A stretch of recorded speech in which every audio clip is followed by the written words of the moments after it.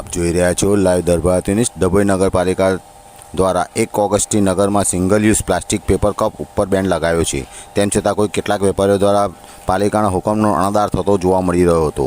તો વળી કેટલાક વેપારીઓ દ્વારા પેપર કપ જેવી ચીજવસ્તુઓ ખાનગી ધોરણે વેચાણ પણ કરવામાં આવતું હતું, જેને લઈ પાલિકા તંત્ર દ્વારા આજ રોજ સવારે અચાનક ડભોઈના કેટલાક વેપારીઓના ગોડાઉન પર છાપા મારી શરૂ કરતા વેપારીઓમાં ફફડાટ મચી ગયો હતો। અગાઉ પાલિકા તંત્ર દ્વારા ડભોઈ નગર બજારમાં વેપારીઓને જો કોઈ આ સિંગલ યુઝ પ્લાસ્ટિક વેપારી આપતો ઝડપાશે તો કેટલાક દંડનીય કાર્યવાહી કરવામાં આવશે તેવી સૂચનાઓ પણ અપાઈ હતી। જે અનુસંધાને આજે ડભોઈ નગરની જુદી જુદી ટીમો નગરમાં ચેકિંગ હાથ ધર્યું હતું, જેમાં નગરના કોટ વિસ્તાર બહાર આવેલા ગાયત્રી કોમ્પ્લેક્સ સોસાયટી નજીક આવેલા એક ગોડાઉનમાંથી ચાના પેપર કપ સહિત સિંગલ યુઝ પ્લાસ્ટિકનો જથ્થો મળી આવતા પાલિકા દ્વારા તેમજ જથ્થો બરામદ કરી ગોડાઉન માલિક સામે દંડનીય કાર્યવાહી હાથ ધરવામાં આવી।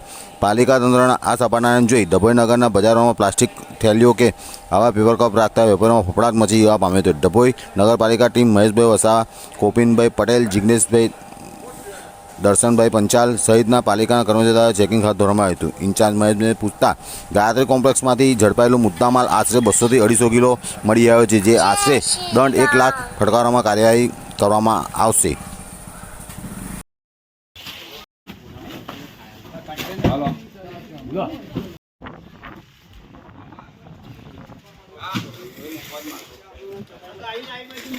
મંગાયા બૂમ પાડને પાછળ ફરારમાં